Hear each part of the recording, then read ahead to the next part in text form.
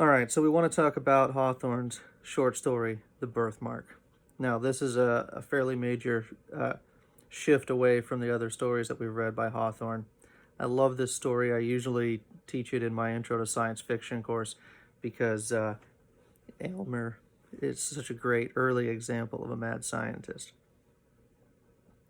Uh, I think in the context of this class, Aylmer stands perhaps for something a little bit different, but it is interesting to look at the story and to think about how the other stories by Hawthorne that we read, they were all focused on this Puritan past and the anxiety that Hawthorne had about this Puritan past, and how um, the Puritans' religious uh, fervor for moral perfection uh, blinded them to their own flaws sometimes, led them to do things that were possibly more heinous than the things which they um, were driven to oppose, right? These sort of conflicts that we looked at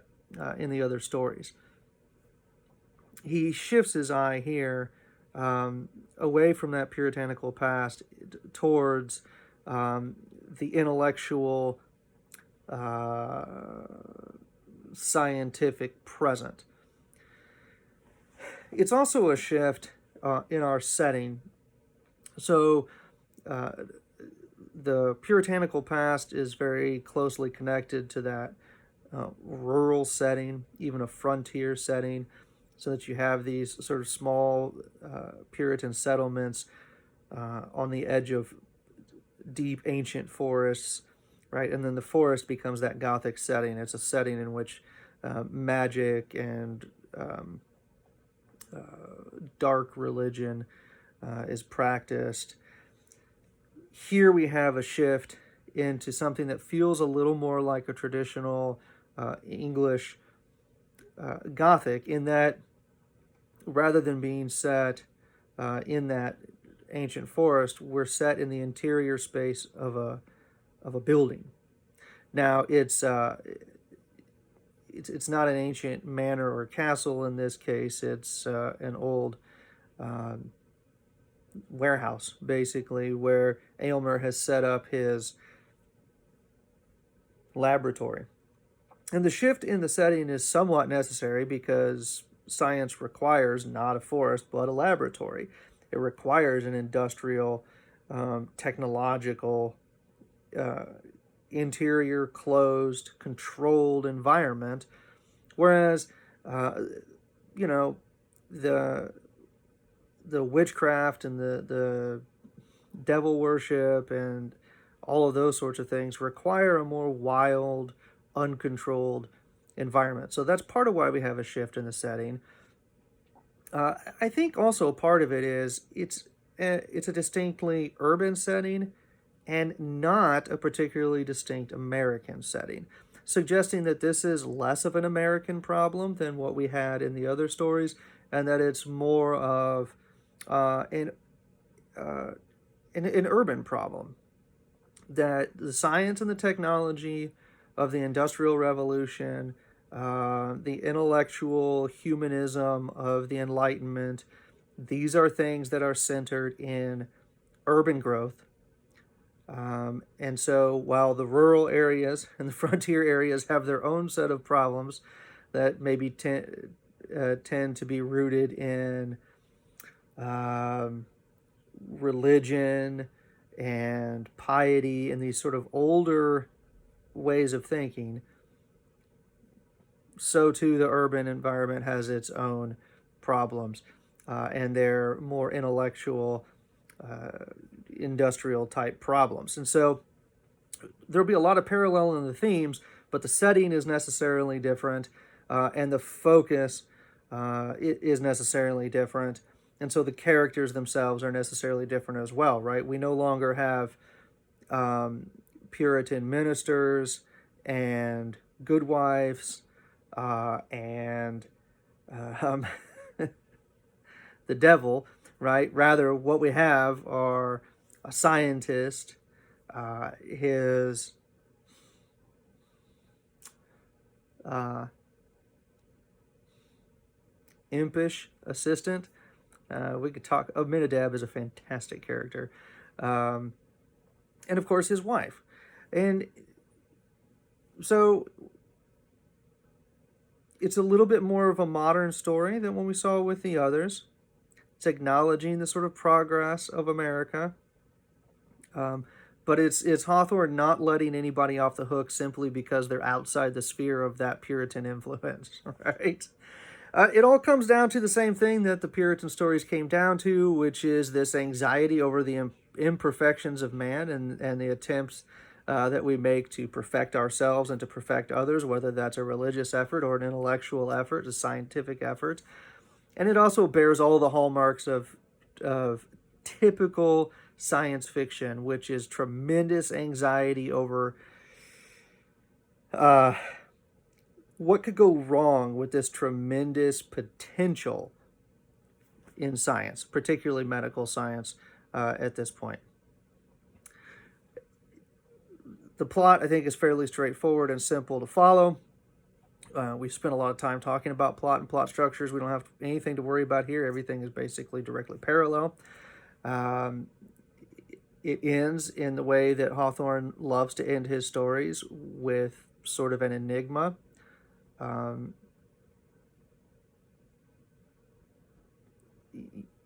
big sort of pressing questions that we walk away from the story with, that we have to wrestle with ourselves, right? And I think when we read this story, having just read The Minister's Black Veil, you have to think about the birthmark on Georgiana's face as similar to a similar symbol to the veil that Reverend Hooper wears. Now, we're still not 100% sure on why Reverend Hooper wears the veil, although we talked about possible options in the other lecture. This is a little bit different because it's not something that Georgiana puts on herself. It is a birthmark. However, people respond to it the way that people responded to Hooper's veil, right? The sense that the only thing that was problematic about Hooper in his role as a minister was this veil, which had all of a sudden this huge effect on his overall countenance and the way people received him and the way people responded to him and felt when they were around him, and even began to internalize and feel about themselves. So it's interesting when we look early on at the description of this birthmark on page 695.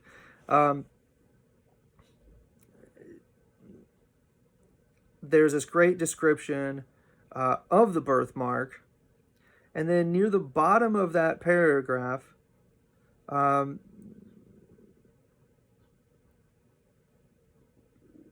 we have this sentence. It must not be concealed, however, that the impression wrought by this fairy sign manual varied exceedingly according to the difference of temperament in the beholders.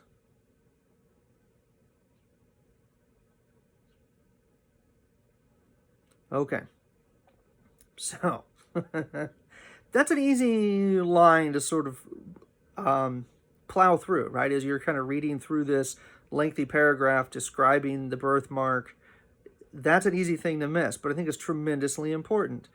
Because what it's saying here, what the narrator of the story is telling us, is that the birthmark itself, the impact that it has, varies entirely based on the person who's looking at it. So the suggestion here really is that it elicits a very personal, individual, psychological or emotional response, and that it reveals something about the character of the person who's looking at it. That's very important, because what it's telling us is that the birthmark isn't saying something about Georgiana and her character, right? It's presented as early on, from the view of other people, we're told, as a blemish, right? This is a little bit earlier in the page. There's this great conversation between Georgiana and Aylmer, in which Aylmer says, "Georgiana, has it never occurred to you that the mark upon your cheek might be removed?" "No, indeed," she said, smiling. But, perceiving the seriousness of his manner, she blushed. "To tell you the truth, it has been so often called a charm, I was simple enough to imagine it might be so." So, other people throughout her life have seen it and told her it was very charming. It's sort of a beauty mark, something like this, right? Um, and she said, "Oh, I was just simple enough, I guess, to think that it was the case." And Aylmer's response is, "Well, upon another face, perhaps it might, but never on yours. No, dearest Georgiana, you came so nearly perfect from the hand of nature that this slightest possible defect, which we hesitate whether to term a defect or a beauty, shocks me as being the visible mark of earthly imperfection." So, on the one hand, he sees her as beautiful and nearly perfect, the most nearly perfect person alive. But he sees the birthmark as a flaw, as a defect, as something that reduces her perfection. And what the sentence at the bottom of the page tells us, essentially, that's his problem, right? That we're not actually supposed to take it as a literal imperfection or blemish, but that we are supposed to see his response to it as revealing something about himself. Now, what does it reveal about him? Well, we don't know yet, because we haven't read the story, right? But it's a very easy thing to miss there, and I wanted to make sure to point that out, because much like the veil with Reverend Hooper, people assume at the beginning of the story that it says something about him, that he's ashamed, that he's hiding from sin, he's hiding from God, he's doing... And his response to that is, as especially later in the story becomes very emphatic about it, right? No. It is a symbol for you. And that your response to it is what you should be paying attention to. And the same thing with Aylmer. He needs to look at his own response to that and wonder, well, why does it bother me so? But he doesn't do that, because his key flaw is his hubris, his pride, right? In a very classical sense. He is going to overstep his bounds. I do think the story can be read at an allegorical level. And there is a strong possibility that Aylmer represents allegorically America, right? That you have to be very careful about trying to stamp out every imperfection. That you have to be careful about shooting for this ideal society and this ideal government and this ideal nation. Because in trying to whittle it down to perfection, you may actually crush the life out of it. So I do think that's part of the story, right? In a Gothic sense, the setting is very Gothic. We get this beautiful interior. He hangs it with all these heavy drapes. There's incense, perfume all the time. The light, he blocks out the light of the sun, puts in these artificial lights, including one that has a rotating shade that causes designs to go across the room. There's a lot of weird sensory deprivation, essentially, that's going on within the story that creates a sense of phantasmagoria. You also have a lot of references to fancy and imagination and dreams throughout. Aylmer is strongly guided by his dreams to the point that he has a conversation about this with Georgiana.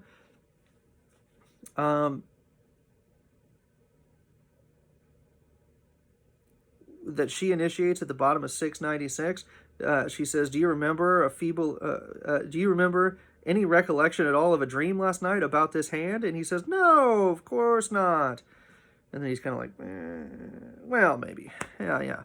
I might have had a dream about it before I fell asleep. It had taken a pretty strong hold of my fancy."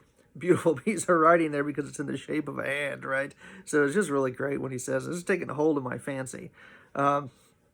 And she's like, "Yes, and did you have a dream about it?" You did dream about it, didn't you?" And she says, "It was a terrible dream. There's no way you forgot about it. Think about it."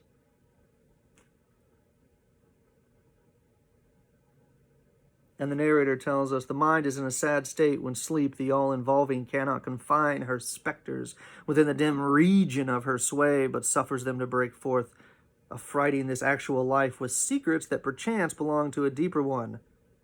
Aylmer now remembered his dream, right? This boundary between sleeping and wakefulness that's being constantly manipulated and obscured is echoed in the design of the room that he creates to keep her in as he performs his experiment on her. It's a beautifully Gothic setting.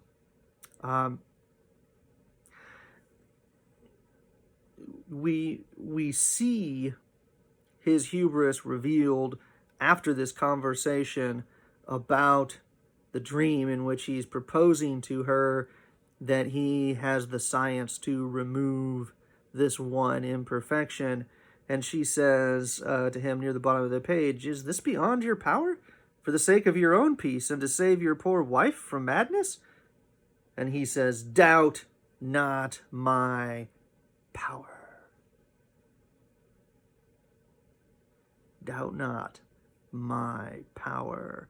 He has some inadequacies about himself, and we learn this throughout the story, and that he has had some trouble with his scientific experiments, that he has always had this grand mind, but that he tries things that are maybe too difficult, and so he hasn't had the success that he deserves or desires. She sees that in him, and she fully appreciates him, but he does not have the respect or the recognition from the scientific community that he desires. He sees her as this opportunity. This is his hubris, right? And she essentially lays herself as a sacrifice on the altar of his intellect.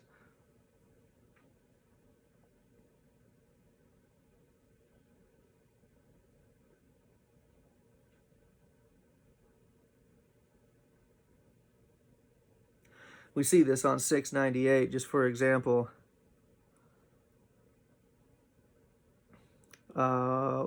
We're told, "The next day Aylmer apprised his wife of a plan that he had formed whereby he might have opportunity for the intense thought and constant watchfulness which the proposed operation would require, while Georgiana likewise would enjoy the perfect repose essential to its success. They were to seclude themselves in the extensive apartments occupied by Aylmer as a laboratory, and where, during his toilsome youth, he had made discoveries in the elemental powers of nature that had roused the admiration of all the learned societies in Europe." So he had gotten their attention, and yet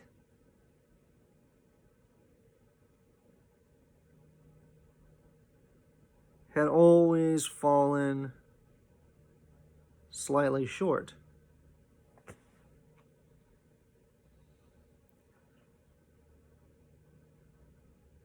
Never could find his fulfillment in these intellectual pursuits.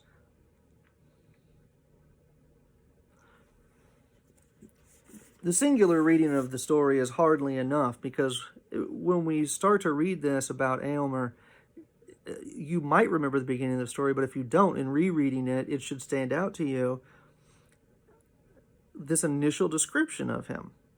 In the latter part of the last century, which would have been the 18th century, so like the late 1700s, so right after independence, right? There lived a man of science, an eminent proficient in every branch of natural philosophy, who, not long before our story opens, had made experience of a spiritual affinity more attractive than any chemical one.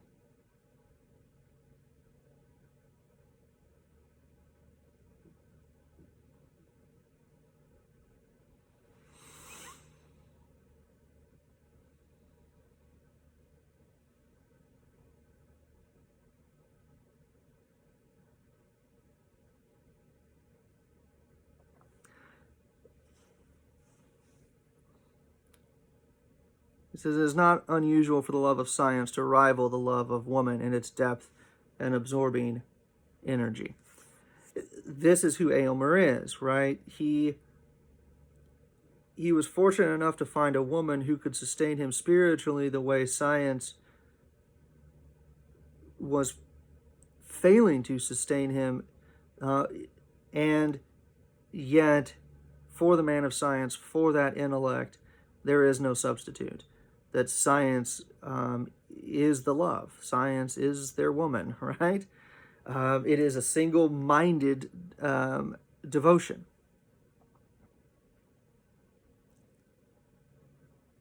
I think within the context of our course, right, which is different than the science fiction course that I usually teach this story in, we have to think about Benjamin Franklin when we read this story. Rip Van Winkle is the sort of anti-Franklinian hero who says it's okay to relax and enjoy life. It is okay not to be in the constant pursuit of wealth. Right? It is okay to not be engaged always in productive labor. That these are not the things that lend meaning to all life. I think this is Hawthorne's attempt, right? That there can be fulfillment in intellectual pursuit. There can be fulfillment in progress, right? But that when you are so single-minded, you divide the man, right? Capital M. So there is a sort of presentation of a dualism in this, and it's represented by Aminadab who represents the other half of a complete person. He is the primitive, primal, earthy person, right? Where the description of him is fantastic at the bottom of 698. The story is wonderful for characterization, right? Because the narrator really shows a lot of character here, but then you also get loads of indirect characterization through their behavior towards one another and their words towards one another. And Aminadab is great. The description of him, he has great mechanical readiness, the skill with which, while incapable of comprehending a single principle, he executed all the practical details of his master's experiment. He has vast strength, shaggy hair, smoky aspect, indescribable earthiness that encrusted him and seemed to represent man's physical nature. While Aylmer's slender figure and pale intellectual face were no less apt a type of the spiritual element, and here spiritual he means intellectual.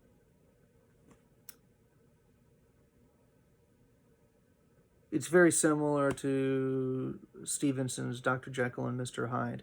When you separate the two, that we're seen as competing aspects of humanity, which is our physical primalness and our intellectual advancement, and that the one is taking you heavenward and the other way, right? And that's why we see Georgiana as this sort of angelic being who is almost perfect, right? And that is what Aylmer is trying to aspire to through his intellect, casting off Aminadab, who he calls man of clay.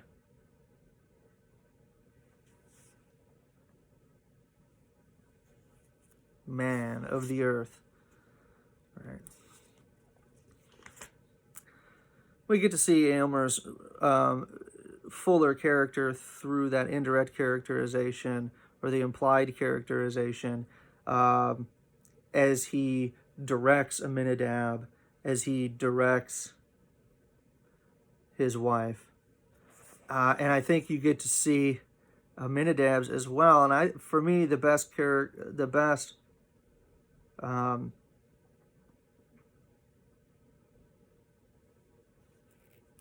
let me find the passage where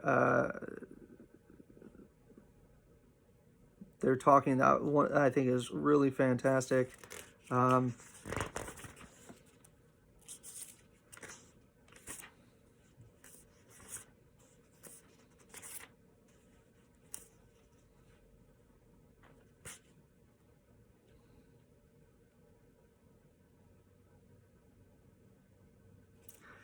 Right, so immediately following this description, right, we see Aylmer give an instruction to Aminadab, who says, "Yes, master," looking intently at the lifeless form of Georgiana. Now, she is not dead. She's simply sleeping, right?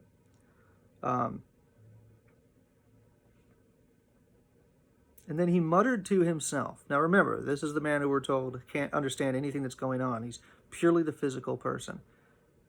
If she were my wife, I'd never part with that birthmark. Again, it elicits a response that tells us something about the character. What are we supposed to learn about Aylmer that he is so obsessed with removing the birthmark? And what do we learn about Aminadab that he says he would never part from it?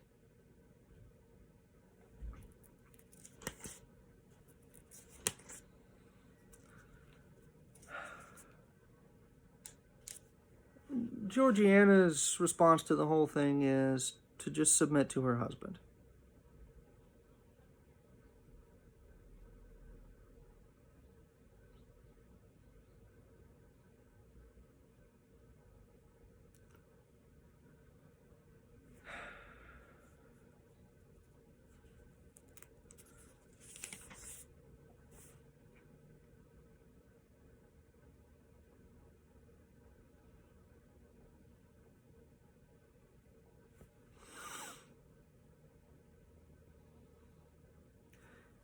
He succeeds in removing the birthmark.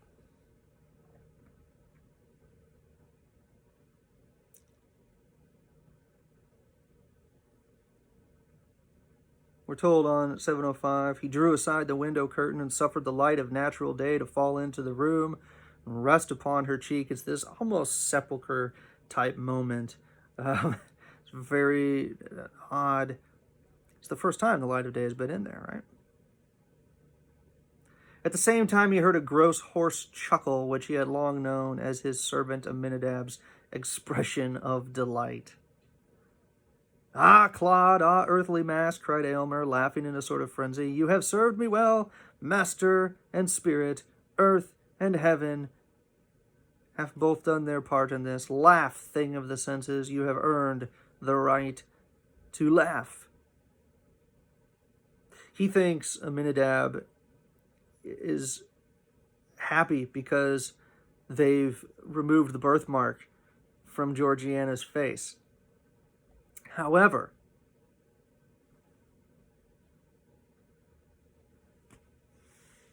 I would suggest he's laughing at Aylmer. Because even though Aylmer thinks he doesn't understand anything, Aylmer understands basic principles of life.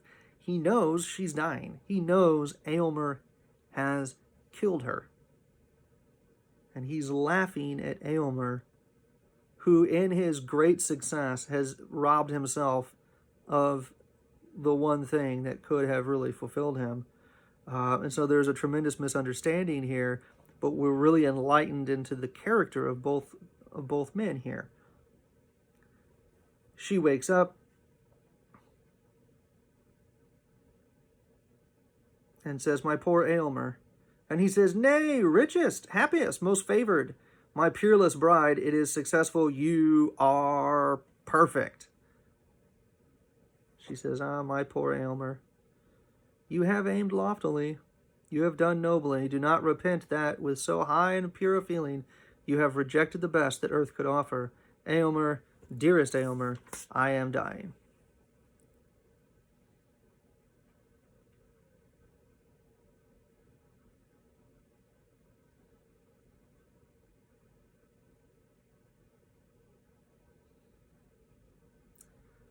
The last paragraph is beautiful, right? "Alas, it was too true. The fatal hand had grappled with the mystery of life and was the bond by which an angelic spirit kept itself in union with a mortal frame." Our imperfections, our flaws are what make us human. If we only become perfect when we are separated from our bodies, when we right, leave the material plane. To be human is to be flawed. In making her perfect, he killed her because the only way to make a person perfect is through death.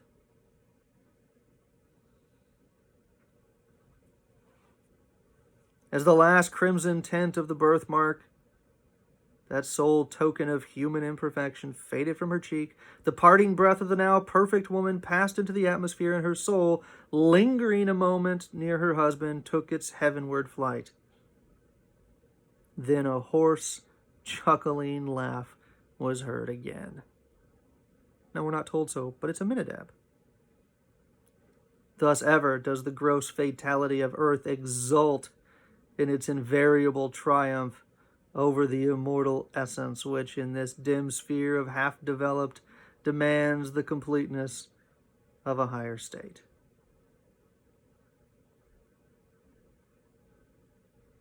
Yet, had Aylmer reached a profounder wisdom, he need not thus have flung away the happiness which would have woven his mortal life of the self-same texture with the celestial. The momentary circumstance was too strong for him. He failed to look beyond the shadowy scope of time and living once for all in eternity to find the perfect future in the present. There's a lot of lessons in the end of that. Now I'll let you unpack them for yourself. But they relate very closely to the final lines of the minister's black veil.